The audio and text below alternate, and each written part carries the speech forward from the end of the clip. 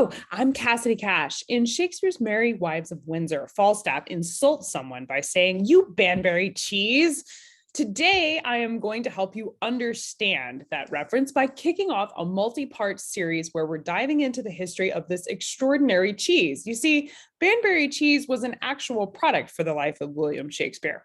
And in this series, we're going to take a look and team up with a fellow food historian named Brigitte Webster to recreate a 16th and 17th century recipe she found for the famous Banbury cheese. And we're also going to discover why it was known as an insult. Let's get started.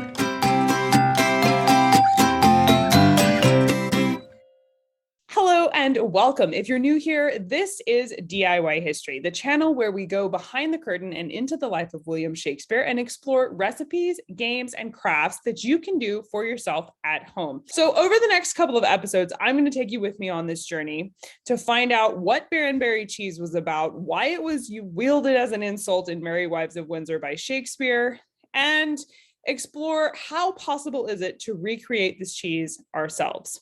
And if it turns out to be possible, then we're going to give it a go and try to make it for ourselves. So I'm on Twitter and Brigitte posts this question. I'm on a mission to find a professional or passionate amateur cheesemaker to recreate the legendary Banbury cheese. And she posts a 15th, 16th century recipe manuscript and asks, is anyone up for the task? I told her I was willing to try it, and I even pointed out that I'm fully in the amateur category when it comes to cheese making, but I have a lot of willingness and enthusiasm, and was that enough for her? So she tells me how to get started.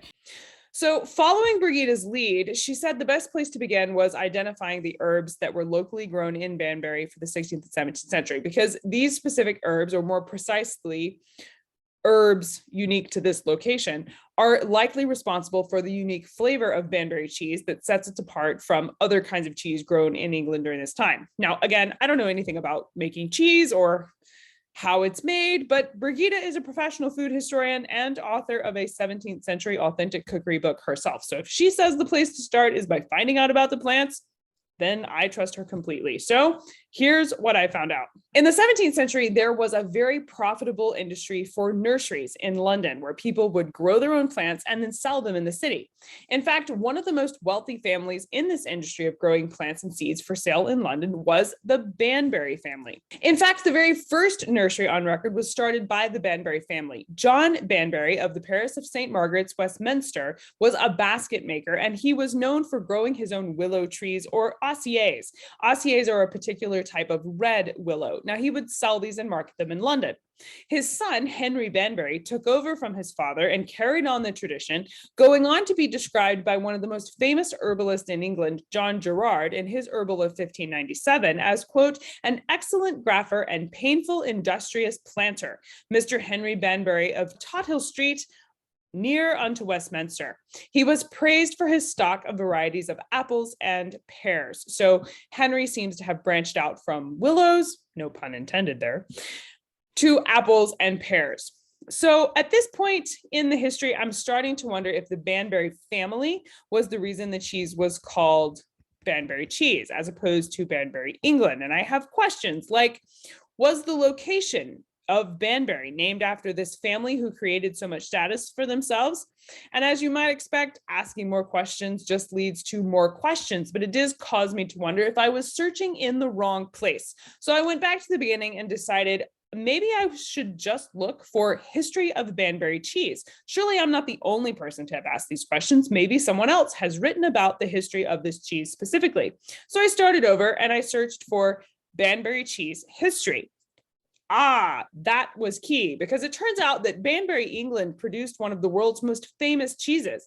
It was this huge export for the town and known the world over. It's just that it died out by the 18th century. So no one today really remembers it anymore, unless they're fans of Shakespeare and Falstaff's insult that immortalizes this once famous food. Banbury cheese first appeared in the historical record in the 15th century. 14 of these rolls of cheeses. Now remember, cheese comes in these giant, things. We cut it down when we buy it in the store. So these huge things were sent to the Duke of Bedford for his supplies in France. In 1586, William Camden spoke of these cheeses as a source of fame for the town of Banbury. And the earliest printed cookbook to make a reference to the cheese was by Thomas Dawson. It's called The Good Housewife's Handmaid for the Kitchen. It was published in 1594, and it references Banbury cheese as an ingredient for its recipe for tart of cheese. Banbury cheese was renowned in its day. It was given as this very fancy gift to a lot of significant figures, including Thomas Cromwell, Sir Joseph Williamson, Horace Walpole, and Barnaby Googe. In Barnaby Googe's 1614 Guide to Husbandry, he called Banbury cheese the third best cheese in England. Robert Burton was even more complimentary, calling Banbury cheese the best among all cheeses. And according to Victoria County history, in the 16th century, the name Banbury at once brought to mind the famous cheeses. So apparently, the name Banbury cheese is definitely tied to the location of the city where it was made. Now, records from 1600 indicate that there were over 20 families in Banbury, England, who were cheese makers. And there was even an established holiday for the town for the purpose of celebrating cheese. This place was all about making cheese. But by the mid-18th century, the town started shifting their focus from cows to sheep. And when they did, people stopped making quite as much cheese because there just wasn't as much cow's milk to make the cheese out of. Now, did that stop other people from trying to revive this historical recipe? Of course it didn't. The Historical Society of Banbury actually gave this a good try. They tried to find a cheesemaker that could remake Banbury cheese for their 1969 annual dinner of the society, but they couldn't find any cheesemaker that was willing to do it. So that whole idea failed.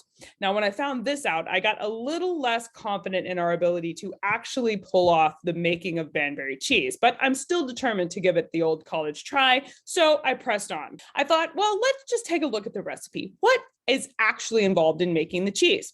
So here's a translation of that 15th to 16th century recipe that I talked about earlier that Brigitte first posted on Twitter. So it says, take a thin cheese vat and hot milk as it comes from the cow and run it forth withal in summertime, and knead your curds but once, and knead them not too small, but break them once with your hands. And in the summertime, salt the curds nothing, but let the cheese lie 3 days unsalted, and then salt them, and lay one upon another, but not too much salt, and so they gather butter.